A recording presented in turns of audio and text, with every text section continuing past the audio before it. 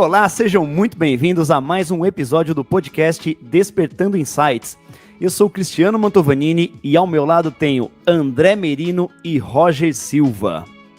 E hoje temos um convidado muito especial, um grande amigo pessoal, João Gianni. Seja muito bem-vindo, meu amigo. Obrigado pelo convite, Cristiano, André, Roger. Muito obrigado, satisfação em estar com vocês aqui hoje nesse bate-papo. Imagina, a gente que agradece, cara. João, eu sei que você é um empreendedor nato aí, você já teve diversas empresas, já trabalhou em diversos ramos de atuação, né? Vou pedir para você contar um pouco da sua trajetória pra gente, pro pessoal te conhecer melhor também. Tá certo. Vou tentar ser um pouco rápido, né? O empreendedorismo, ele é engraçado na minha vida. Eu acho que desde criança, desde os meus 10 anos, eu criava canário da terra para tentar vender, até eu perceber que o custo para manter era maior do que o custo que eu vendia. Meu pai sempre foi um incentivador dessa questão de empreendedorismo. E comecei trabalhando no banco, era quando o Santander comprou o Banespa na época. E quando eu trabalhei no banco, eu era aquele posso ajudar, o estagiário. E um dia eu fiquei com a senha geral do banco e eu entrei no sistema para ver o salário dos diretores, o salário dos gerentes. E naquele momento eu olhei e falei, meu Deus do céu, tem que ficar 10 anos aqui fazendo média, indo embora mais tarde. E todo aquele clima de banco, né? Você vender produtos que alguns você não acredita, para bater meta, para ser reconhecido. Eu falei, não vou. Pedi a conta e me aventurei, fui para o mercado de carro, né? Na época, eu acho que a gente até chegou a se conhecer, não sei, quando eu trabalhei na Mitsubishi em Campinas. Também comecei como estagiário. E o engraçado que quando eu era estagiário, a gente indicava alguns clientes para vender o carro. E também eu comecei a perceber que o carro que eu indicava para o meu gerente ganhava na época seus R$1.000, R$1.200 do carro e repassava 5%, 10% desse valor para a gente, para o estagiário, né? E na época, a verba extremamente curta, era estudante ainda, né, de faculdade, então aquele dinheiro da semana ali contado, e eu olhava aquilo e falava, cara, o contato é meu, eu praticamente estou vendendo o carro, o cara tá ganhando 90%, eu 10%, e eu comecei a meio que questionar o sistema ali, na época da concessionária, e sempre pedi uma oportunidade para o diretor, né, para eu ser vendedor. E na época, o vendedor de carro, ele tinha uma idade média um pouco mais velho, então ele tinha entre 30 e 40 anos, os mais experientes. E eu sempre era taxado como mais novo, moleque, não, imagina, você tem muito feijão e arroz para comer, enfim. E um belo dia entrou uma pessoa bem mal vestida na concessionária e os vendedores começaram a fugir, um para cada lado. E eu fui atender aquele cliente. Por coincidência, ele comprou 2 L200 zero e quem vendeu foi o estagiário João, que atendeu o cliente independente do que ele ia comprar, não, atendi o cliente. A pessoa entrou na loja, eu fiz um bom atendimento e vendi. Naquele momento, o diretor deu oportunidade para mim, para ser vendedor, e os 3 primeiros meses de vendas da minha vida na Mitsubishi, eu vendi mais que todos os vendedores. E os vendedores já têm aqueles clientes, eles já estavam mais anos no mercado, então eles já tinham aquela bola de neve que vira recompra, né? E eu fui na raça, queria atender todo mundo, queria fazer, queria acontecer. Então, aquele momento foi uma mudança de chave muito grande na minha vida. Ainda não era a questão do empreendedorismo, ainda trabalhava para um CNPJ, que eu tive bastante orgulho dessa trajetória. E eu comecei a questionar de novo, né? Porque quem trabalha ou quem já trabalhou com venda de carros sabe o quão complicado né? Você vender um carro seminovo, você disputar no mercado com outras marcas e ter que falar coisas do seu veículo que às vezes não condiz 100% com a realidade. E depois de 4 anos de venda de carro, aconteceu uma cena na minha vida que eu lembro até hoje. Era um casal de senhores, eles foram comprar uma TR4 na época, e era uma TR4 específica que ela deu muito problema. Para você ter noção, o primeiro cliente devolveu ela para a concessionária depois de ter comprado 0 km, porque não vedava, era sempre um probleminha novo, era o começo da nova TR4, então sempre que tem o primeiro modelo do carro, ainda mais fabricado no Brasil, sempre tem uns alguns detalhes para serem acertados, né? E essa senhora olhou pro meu olho e falou: João, eu não entendo nada de carro. É a melhor coisa que eu tô fazendo? Eu olhei no olho dela e falei: é. E eu cheguei em casa depois, fiquei com aquilo na cabeça, falei: cara, eu não tive a criação que eu tive, honestidade, palavra, fio do bigode, para ficar mentindo pro cliente. E quanto mais você mente pro cliente, mais tapinha nas costas você recebe do dono da concessionária falando parabéns para você, que você conseguiu vender o carro, que a sua rentabilidade foi alta, que você conseguiu, na época, tinha muito retorno de juros, então você colocava um juros maior, você recebia parte disso, isso era uma loucura, praticamente, isso daí, né? E aí, naquele momento, eu decidi parar, falei, não vou mais vender carro, que também eu tive essa visão que eu tive no banco lá atrás, eu olhei quanto o diretor ganhava, quanto o gerente ganhava, falei, meu Deus do céu, vou ter que ficar mais 5, 10 anos aqui fazendo o que eu não gosto, que é essa parte de tentar enganar, tentar mentir, tentar omitir, principalmente, alguns fatos, e pedi para sair também de vendas de carro, e na época eu fiz a melhor escolha da minha vida, ao meu ver. Fui morar na Austrália, fiquei quase 2 anos lá, e lá, querendo ou não, eu comecei a entender que o empreendedorismo, ele às vezes está nos mínimos detalhes, né? Todo mundo é empreendedor. A partir do momento que você enxerga que você vende o seu tempo de trabalho para qualquer organização ou qualquer projeto na sua vida, você é um empreendedor. Isso daí eu acho que é automático. E na Austrália eu fui sem saber nada de inglês, nada. A primeira vez que eu fui pedir uma informação na rua, eu desisti e anotei o lugar onde eu ia, cheguei no táxi, batia na folha e falava here, e o táxi me levou até o lugar. Então eu passei por várias situações engraçadas na Austrália por causa do inglês, graças a Deus voltei de lá com inglês avançado.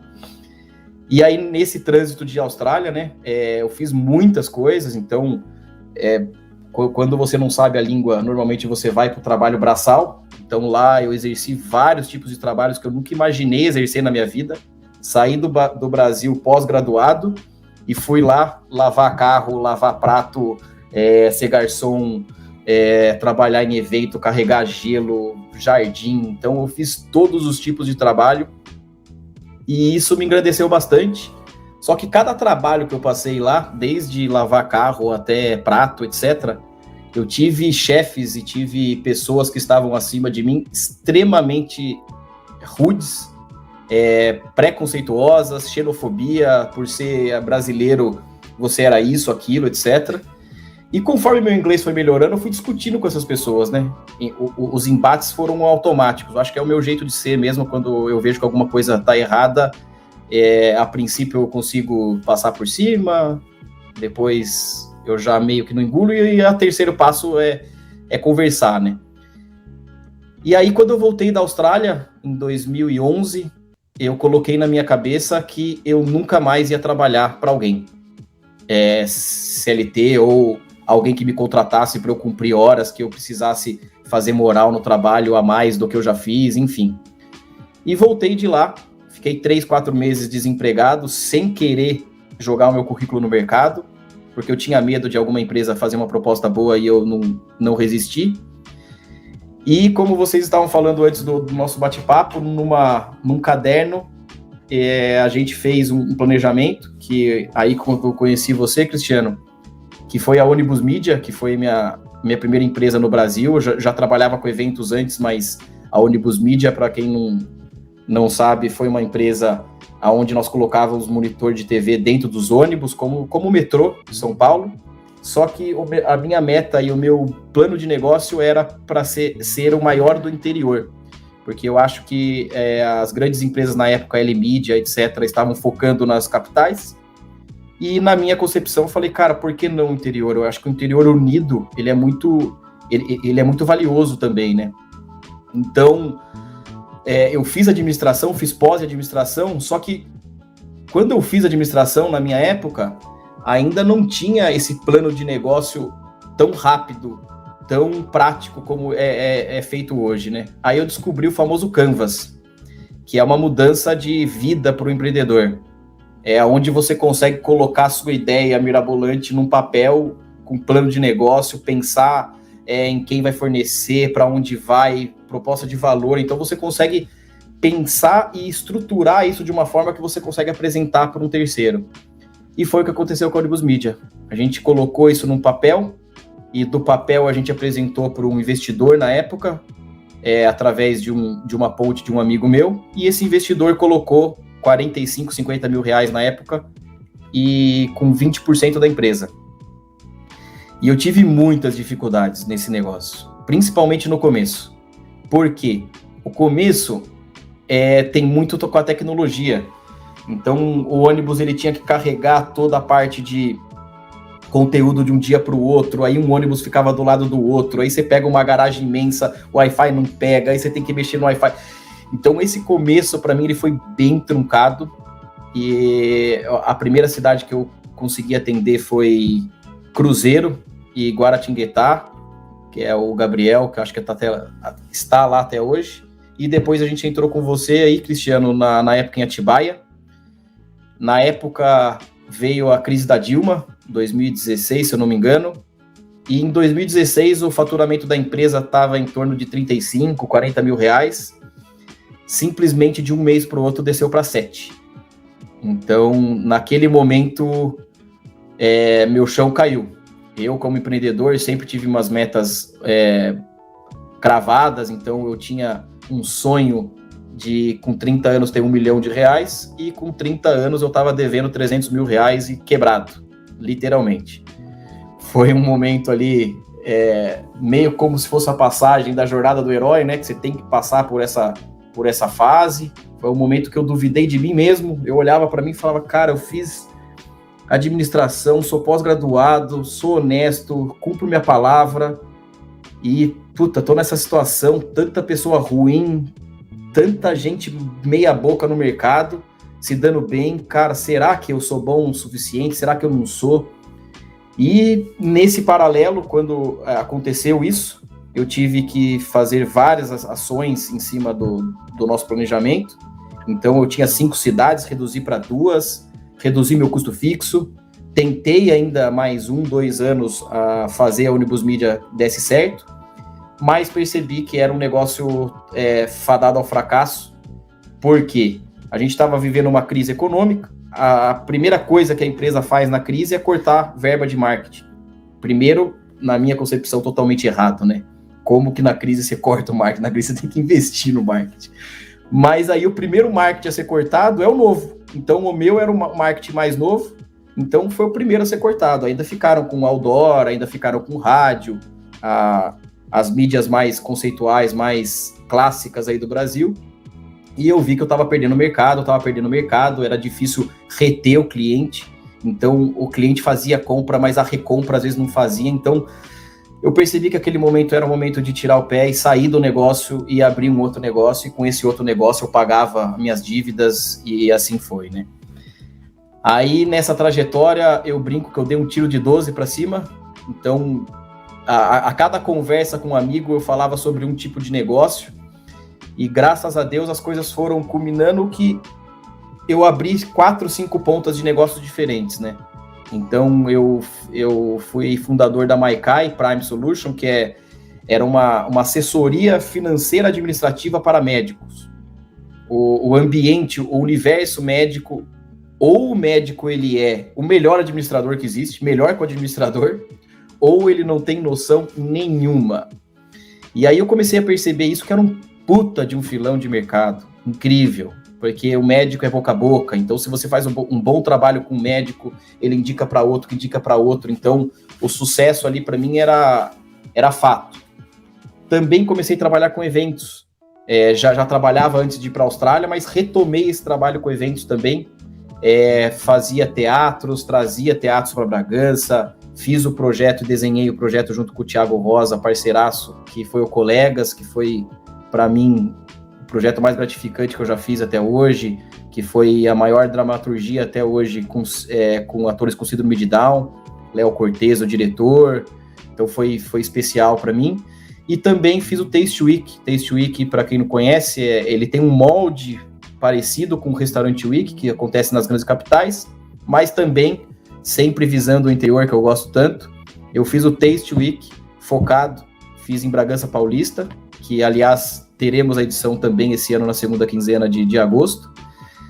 E aí eu comecei a trabalhar com o evento, junto a Bria Maikai. Nesse paralelo, um outro amigo meu, a gente abriu um e-commerce ligado com esporte. Então a gente vendia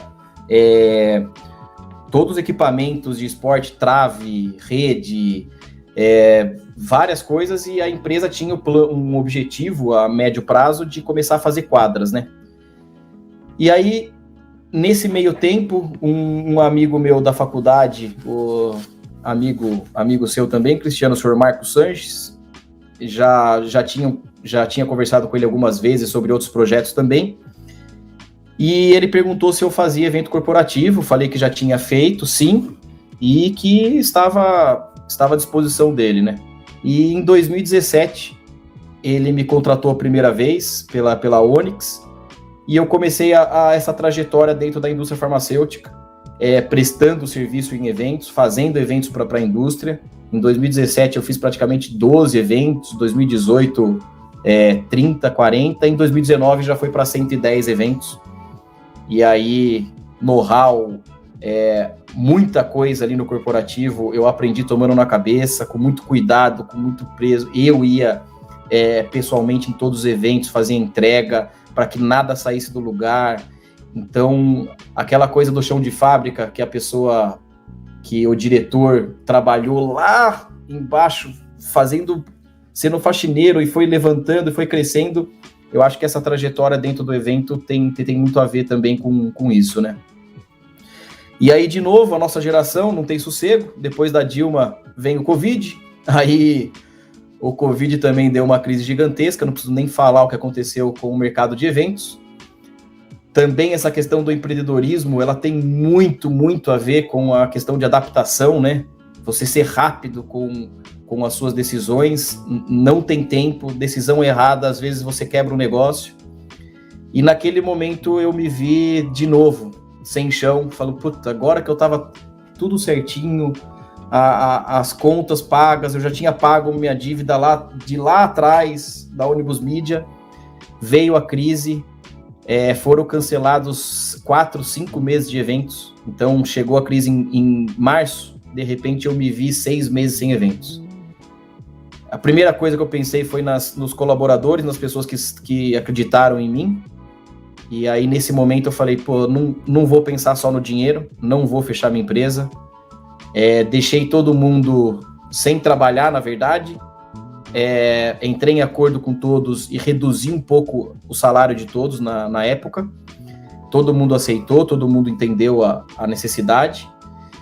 E nesse meio tempo eu fui me colocando, fui me adaptando, e o universo de eventos ele foi para o evento online. De repente, o evento que era presencial, ele se tornou um evento em estúdio. E eu comecei a ser profissional em evento em estúdio. Ter parceiros, entender tecnologia.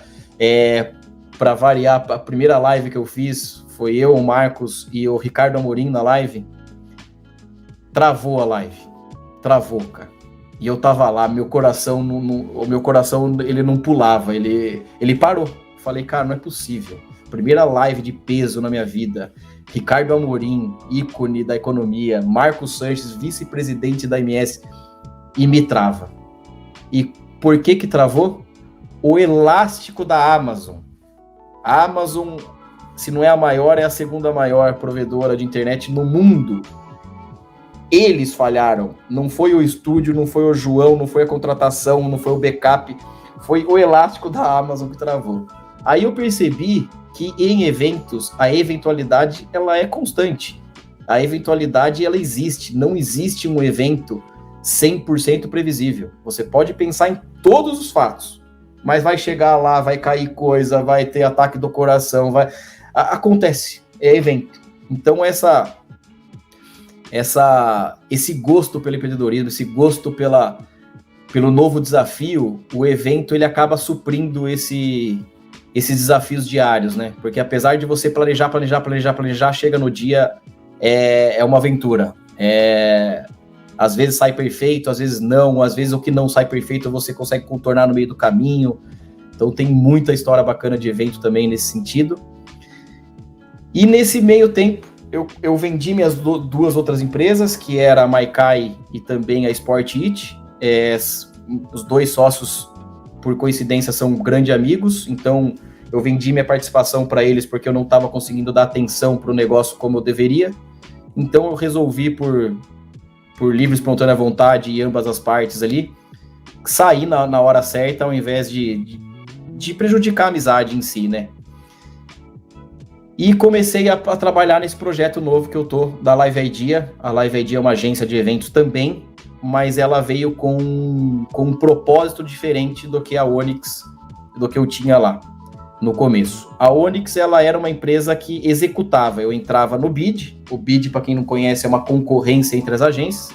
Então tinha um escopo de evento, a empresa jogava para o mercado, as agências faziam essa cotação, e a menor cotação ganhava e executava o evento. Isso é a Onyx, que está lá até hoje. A Luana é minha grande parceira aí, que está no comando da Onyx hoje em dia. E no auge da crise, eu apresentei um projeto que já era também gosto do próprio Marcos, que era ter uma empresa de evento dentro do grupo, mas uma empresa que resolvesse o gap entre o solicitante, o cliente, e o final, que era o evento.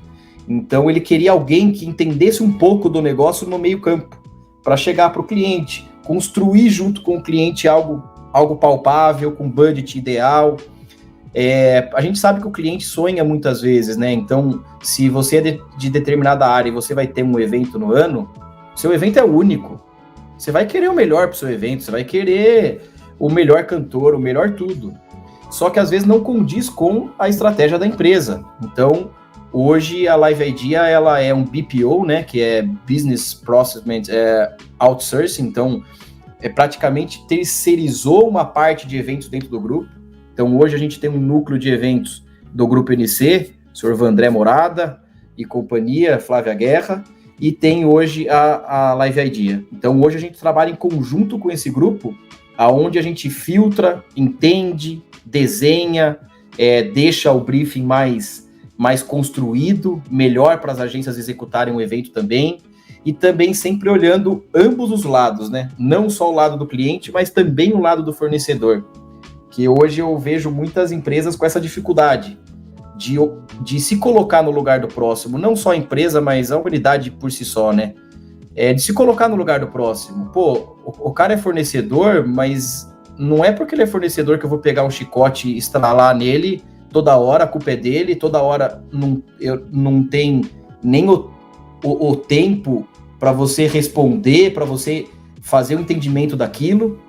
Grandes organizações ainda é muito pior, porque às vezes o fornecedor não tem a mínima noção do que está sendo comentado, feito lá dentro, e para esconder erros, para esconder, às vezes, falhas do sistema, é muito fácil colocar a culpa no fornecedor. E na época da Onyx, muitas vezes aconteceu fatos desses, e graças ao meu contato com o senhor Marcos, eu podia ter a minha versão. E algumas das vezes, eu assumi o erro. O erro, ele é normal. E é o que eu falo, o erro é humano, ele é normal. O que não pode é cometer o mesmo erro. E sempre que o erro acontecer, ainda mais em eventos, você ter a calma e sempre tentar resolver o evento, a eventualidade. Depois você vê o processo, depois você vê quem é o erro, depois você vê o todo. Mas primeiro vamos resolver o evento?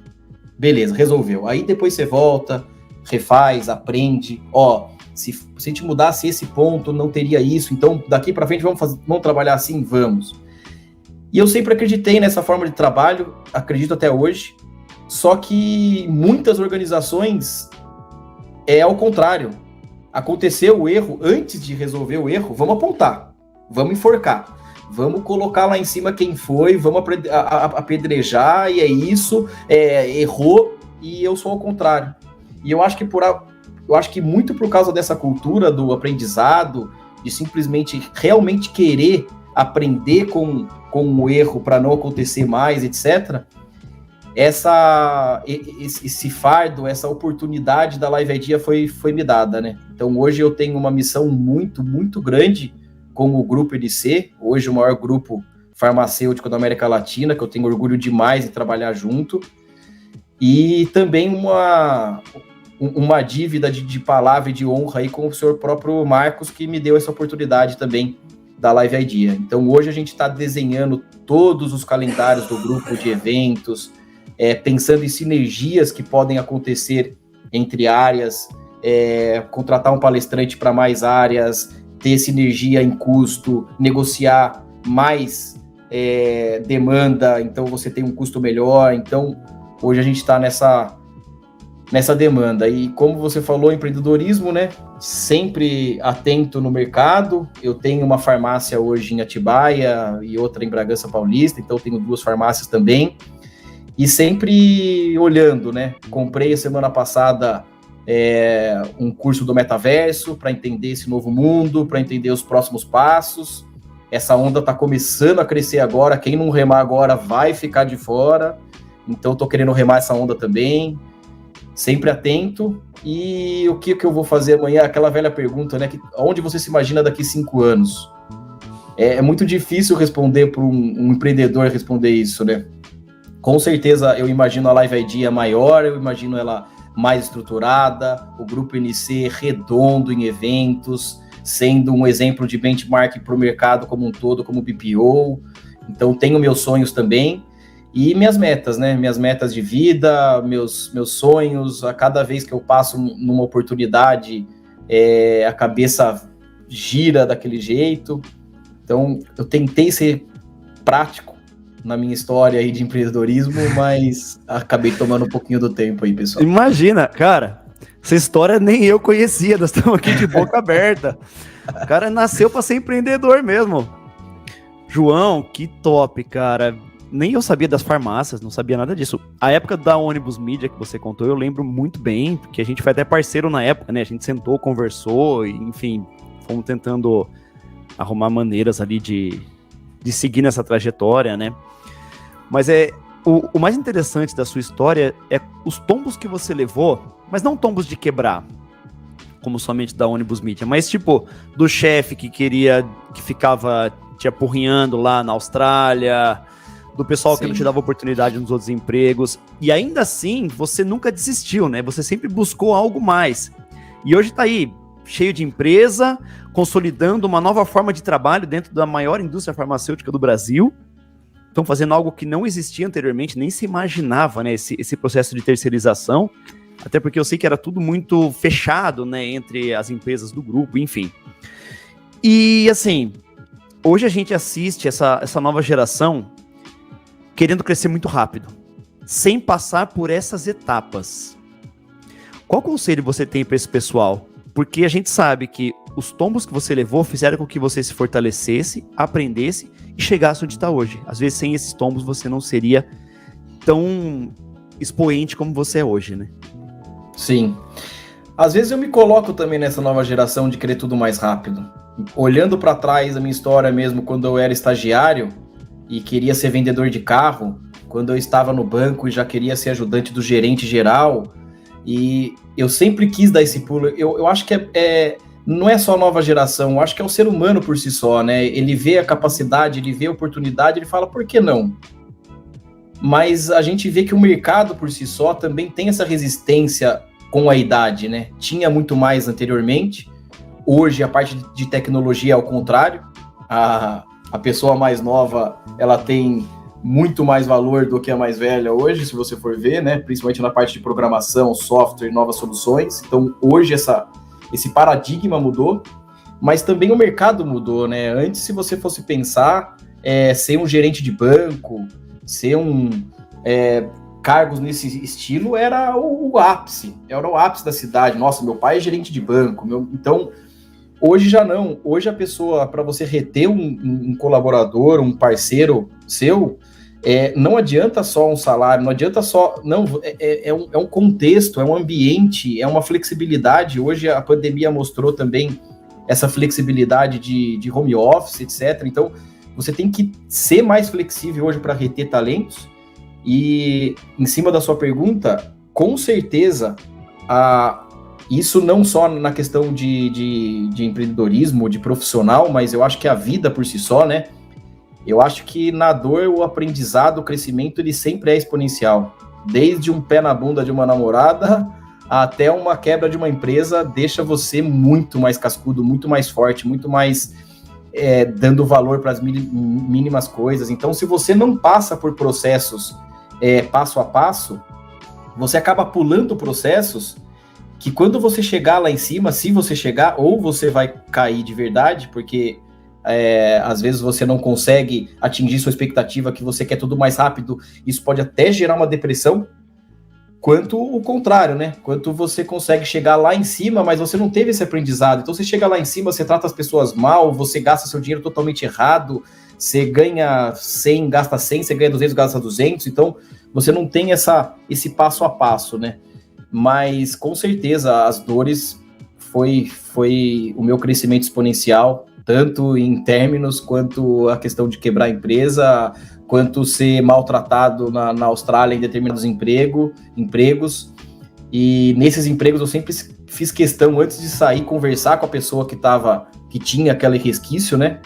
E uma delas eu até cheguei falei com ela, né? Cheguei pro cara, era um senhor.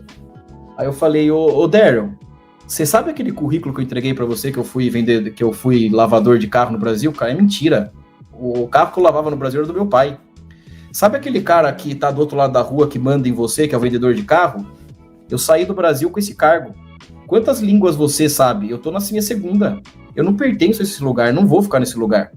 Eu só quero que você saiba que o que você xinga a gente, que a gente é burro, que a gente não consegue chegar fora da caixa, eu tenho mais estudo que você.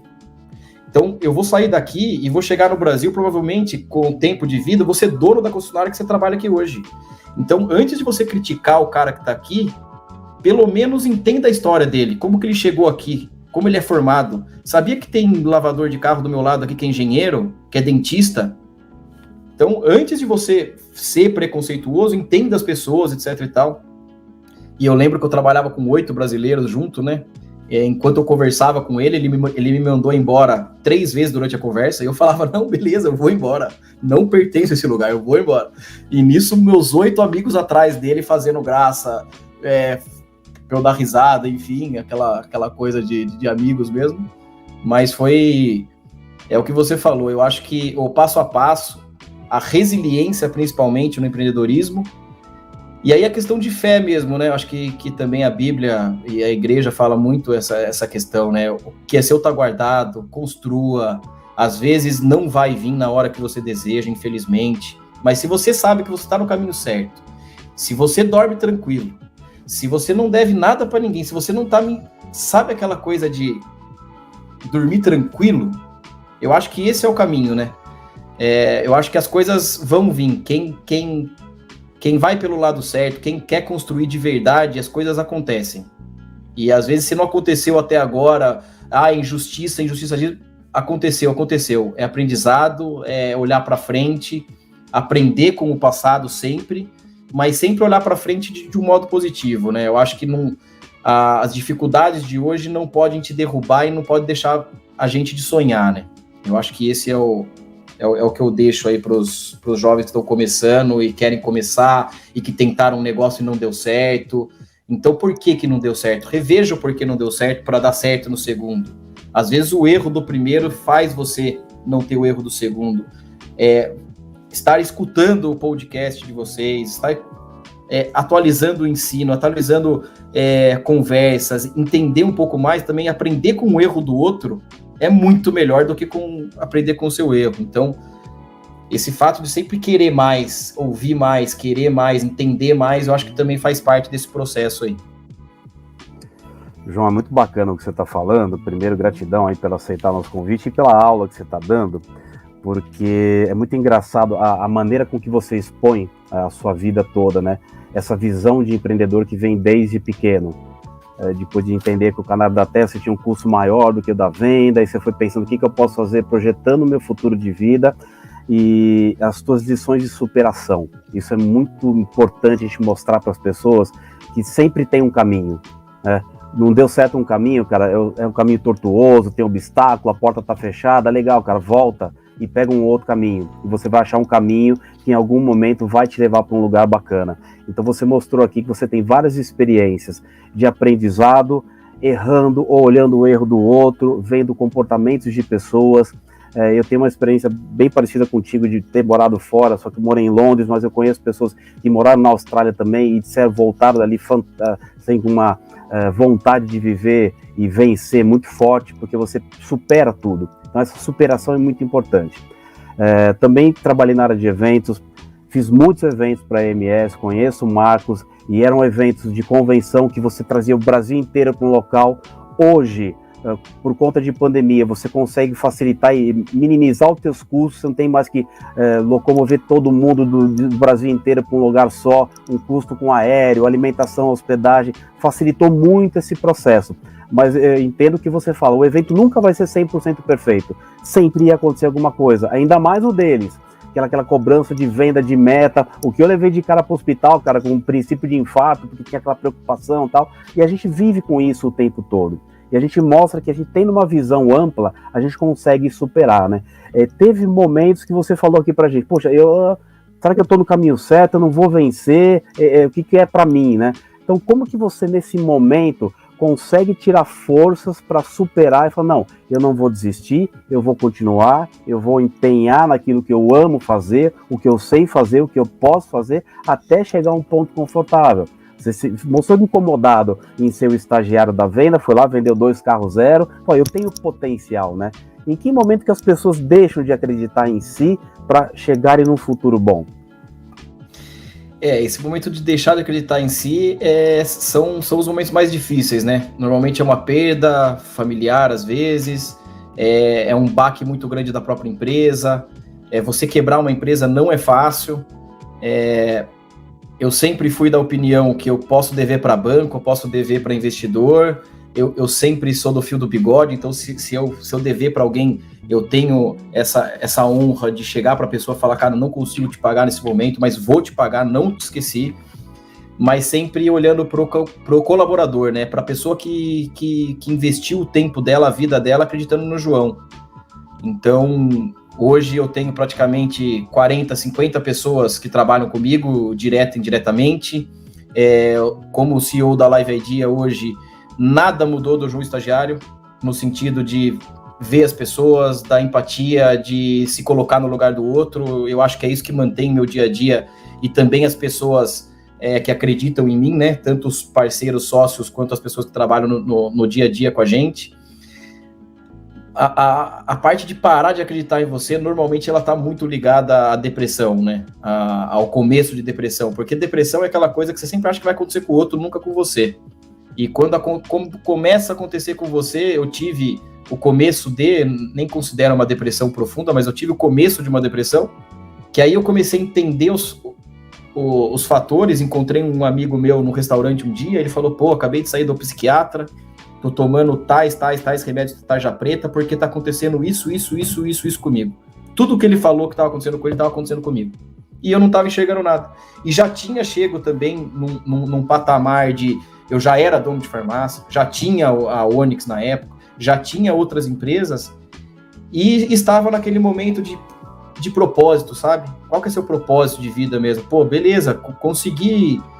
ter empresa, estou ganhando dinheiro mais do que eu ganhava antes, já tenho uma condição legal, consigo viajar, tá, mas e aí? E o mundo?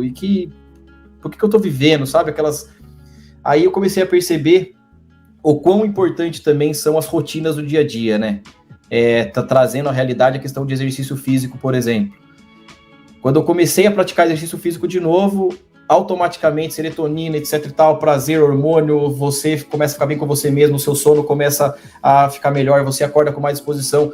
Então uma coisa vai levando a outra. Então se você hoje não acredita em você mesmo, primeiro para tudo, respira, começa a cuidar de você. O que é cuidar de você? Cuidar do seu corpo, da sua alma. Se você é religioso, vai para a religião. Se você não é religioso, ateu, vai para o yoga, enfim. Tem várias formas de você cuidar de você mesmo. Primeiro, você tem que estar bem com você mesmo, né? A Matrix hoje, que eu chamo, que é o mundão, que é a questão do boleto, você sempre vai ter conta para pagar, o mundo sempre tá te cobrando, o social sempre tá te cobrando, os seus amigos estão te cobrando, sua família tá te cobrando, indireta ou diretamente. Então, essa cobrança sempre vai ter. Se você acha que você não vai ter, você tem duas formas de lidar com isso. Uma é respirar, começar tudo de novo, aprender com os erros do passado, mirar para frente, não olhar para trás. Ou outra é você ter um estilo de vida totalmente diferente do que a gente tá falando aqui hoje. De empreender, de fazer, de correr, de trabalhar.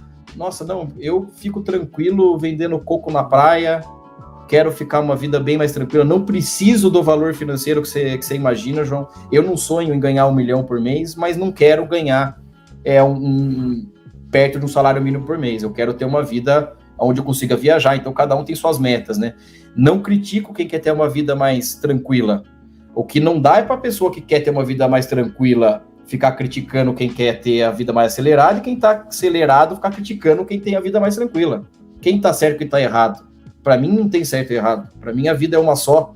Daqui a única certeza que sabe que é que a gente vai dessa para um outro plano. E o que você está fazendo? Você está curtindo trabalhar 24/7? Você gosta de não fazer nada todo dia e cuidar de você? Não importa. Eu acho que a vida é um aprendizado para todos, né? Exato. É só você ver a quantidade de empresários que largaram as empresas de anos para ir montar uma pousada na Bahia. Tal. O cara vai trabalhar do mesmo jeito, mas ele está investindo no negócio dele, tem uma vida mais tranquila, mas ele tem um entendimento daquela necessidade daquele momento, né? Então isso é bem importante, né? Exato. E antes tinha muito mais esse movimento, né, Roger, nessa questão de... Não existia home office. Home office era um negócio de louco. Agora que o Elon Musk lá também tá voltando presencial, a gente voltou nessa dúvida. Eu sou totalmente contra 100% home office, mas sou totalmente hoje contra 100% presencial. Eu acho que a flexibilidade traz a evolução do mercado. Eu acho que no online... Hoje eu trabalho, às vezes, até mais do que o presencial. Se você contabilizar São Paulo, ainda nem se fala, né? A pessoa demora 1 hora e tanto para chegar no trabalho, depois 1 hora... Cara, é 3 horas que a pessoa pega e rasga, e joga no lixo esse tempo. Sendo que em 3 horas na casa dela, ela pode ler, ela pode estar com o filho, ela pode estar com a família, ela pode planejar. Então, hoje a flexibilidade, para mim, ela é o ideal do ideal nesse sentido. E a flexibilidade traz essa questão que, retomando... que hoje a pessoa consegue ter a pousada trabalhando na indústria, na empresa que ela trabalha. Então, desde os 17 anos eu tenho um sonho meio louco, que é dar a volta ao mundo de veleiro. Eu já errei esse planejamento por 7 anos, eu queria dar com 32 anos, né? Hoje eu tô com 37, ainda só entrei no veleiro 3, 4 vezes, olho toda semana o preço deles, fico olhando vídeo no YouTube, mas o meu grande sonho, hoje ele pode ser real, porque daqui 2 anos, se eu planejar tudo certinho, eu consigo trabalhar dentro de um barco. Eu consigo estar em Cancún, mergulhando entre uma reunião e outra. Por que não? Ainda tem a questão do ser humano, né? Porque é aquela coisa, hoje eu tô trabalhando aqui, beleza, tal. Se der alguma coisa errada, pô, tranquilo. Agora, se eu mergulhar no mar azul e der alguma coisa errada, o João é um bosta, porque, como já se viu, o cara tá viajando, é lógico que vai dar errado, o cara tá em Cancún. Então, também tem essa questão da cobrança, tipo, não, pra mim tudo bem, você trabalha onde você quiser, eu cobro entrega. Mas na hora que você tá mergulhando no mar azul, se der um erro, você vai ser cobrado 10 vezes por esse erro. Eu sei disso, eu sei da responsabilidade. Então, a cada tijolinho que eu coloco na minha vida, no meu mundo empreendedor, o tijolinho é para fechar essa lacuna. É para eu deixar sócios, parceiros, gerentes, todo mundo que acredita em mim na operação, eu ainda ficar na operação, mas ter essa flexibilidade do home office que é uma das coisas boas que a pandemia trouxe, né? A flexibilidade, o home office, enfim, a readaptação do ser humano por si só com a relação de trabalho, né?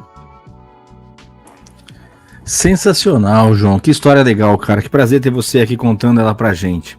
Nunca vi tantos insights assim em tão pouco tempo, cara. Muito legal.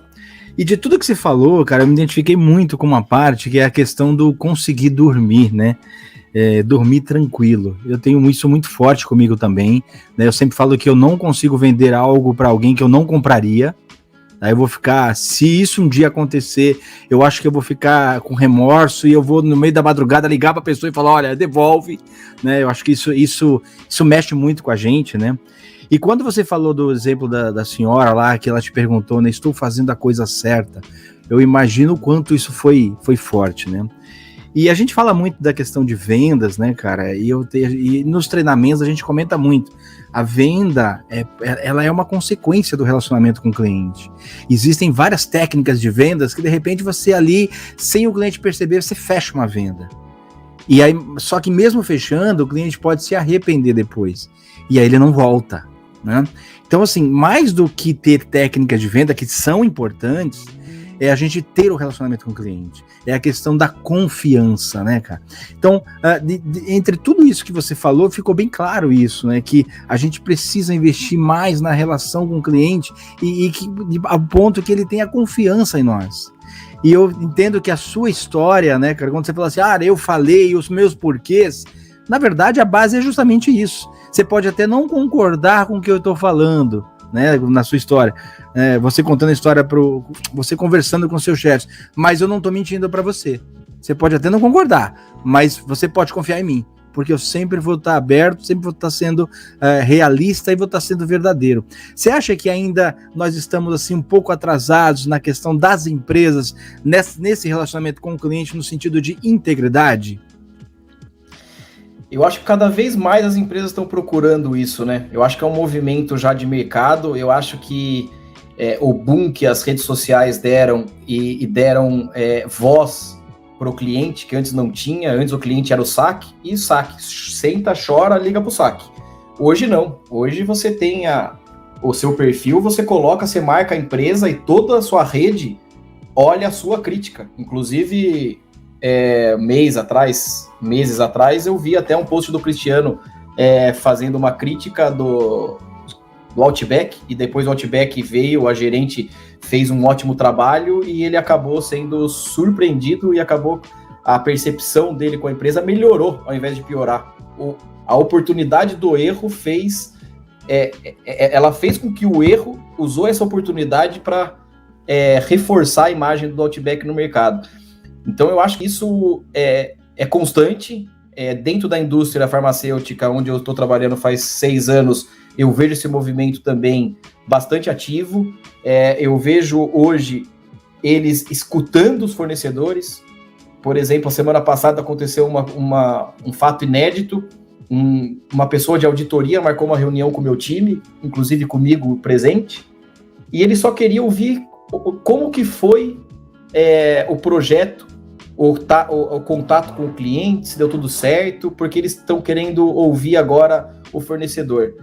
E na minha concepção, agora tratando como consultoria, falando que antes eu estava consultoria na questão de administração para clínica médica, etc e tal, inclusive quem deu essa oportunidade para mim, gostaria de agradecer mais uma vez, Dr. Frederico Ken, que na hora que eu estava quebrado, sem rumo, sem nada, ele me contratou para ser o administrativo da empresa dele, que foi meu recomeço. Sou eternamente grato a esse momento. Mas se você pegar hoje, todas as empresas, elas precisam, se elas ouvirem o seu parceiro direto, que normalmente ou é o fornecedor ou é o cliente, ela tem todas as dores ali. Ela não precisa contratar uma consultoria. É só ela chegar, ela ouvir. Como é que foi? O que você acha que eu posso fazer? Às vezes, o que a pessoa quer fazer, o que o fornecedor quer fazer, não vai ser válido para mim. Mas pelo menos eu vou entender a expectativa dele. Então, quando você tem uma expectativa, isso daí em qualquer relação do ser humano, né, não só de trabalho, quando você tem uma expectativa grande e ela não é atendida, automaticamente isso aí gera um desconforto gigante, né? Então, você entender a expectativa da pessoa, do cliente, do fornecedor, faz com que você olhe seu negócio de uma maneira diferente. Você para de olhar daquele momento, não, eu tô pagando, sabe aquela coisa de criança que faz o terror no colégio e a mãe vai lá e chega e fala, mas eu que tô pagando, mas eu pago isso aqui. Tá, e daí que você tá pagando? E daí? É uma relação de, como você falou, uma relação de confiança, ela se constrói em confiança. Ela não constrói naquela naquela coisa antiga de o gerente tá com chicote, chicoteia, faz. Tô pagando, se vira, me entrega isso daqui, não quero nem saber. Não. Às vezes o cliente vai errar, às vezes o fornecedor vai errar, às vezes a cadeia vai errar. Mas o que você não pode é só achar que porque você está em cima, isso não importa se você é o cliente, se você é o cara que está pagando o fornecedor, ou se você é o gerente, ou se você é o diretor. Só por você estar naquele andar de cima, você pode tratar mal o cara de baixo. Se coloca no cara de baixo. E às vezes o presencial, voltando na questão presencial versus home office, o presencial ele é muito importante, porque por você conhecer a pessoa chega com aquela cara meio emburrada no trabalho, você fala, pô, o que aconteceu? Pô, cara, tô com problema em casa, assim, assim. Então você ouvir também a pessoa e você entender que aquela pessoa tá frágil naquele momento e que se ela cometer um erro, você já sabe que você não pode crucificar ela por causa daquilo, e você ter um ponto de atenção, você ter retaguarda. Então esse tato com o cliente e com o seu colaborador, na minha concepção, eu já vejo esse movimento há 3, 4 anos no mercado e cada vez mais vai se intensificar. O cliente, ele tá passando a enxergar ele como um mau cliente. Porra, agora eu tô vendo que eu sou um mau cliente, cara. Por que eu sou um mau cliente? Porque eu só ferro o cara. O cara trabalha com prazo de 30 dias, sempre eu entrego para ele com 20 dias, se vira que eu tô pagando. Então ele começa a rever ele mesmo, fala, puta, tô pecando aqui também. Já que eu tô fazendo isso, puta, eu vou dar um a mais aqui, não, eu vou tentar me programar antes. Então acho que essa junção do mercado, que antes era bem separado, eu mando, você obedece, essa questão de cocriação, que é hoje a base da Live Idea, co-criar com o cliente, co-criar com todos, eu acho que esse é a tendência das organizações que querem ficar no mercado, né?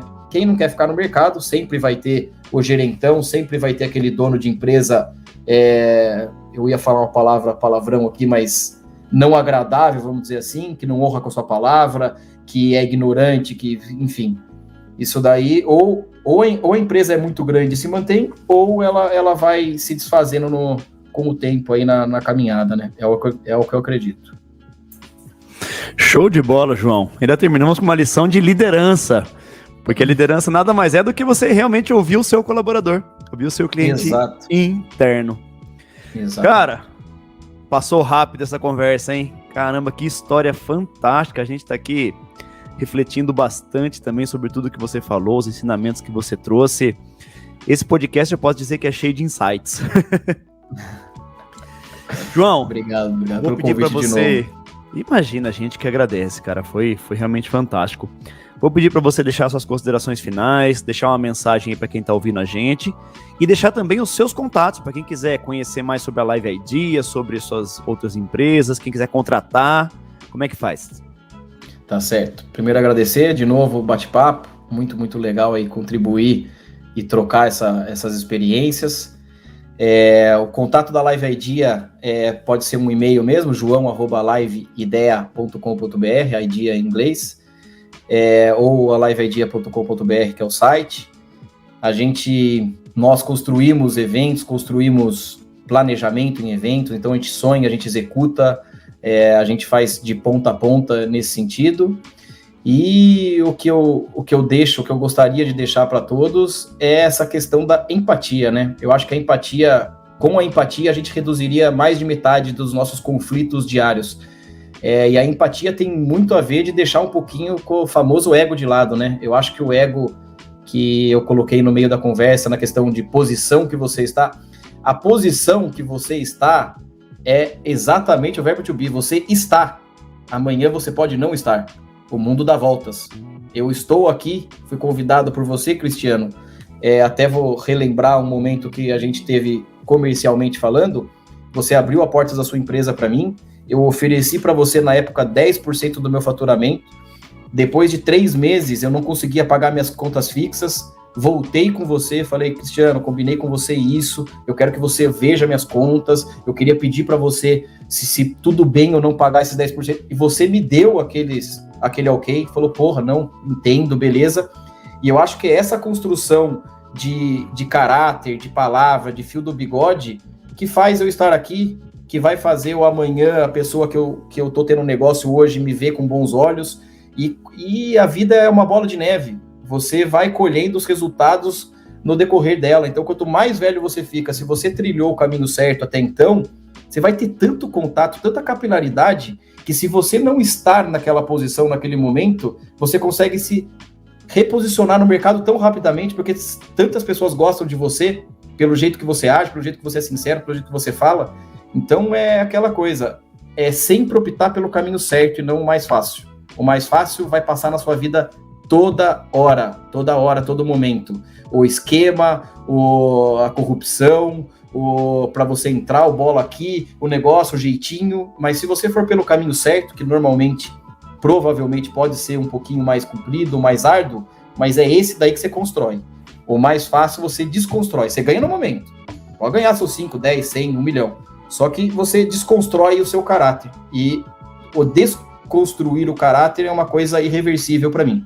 Acabou. Se você falhou comigo uma vez, mentiu para mim uma vez, foi cafajeste, foi canalha, para mim, isso daí já não existe mais essa pessoa na minha vida. Essa pessoa, para mim, foi taxada com aquele momento, entendeu?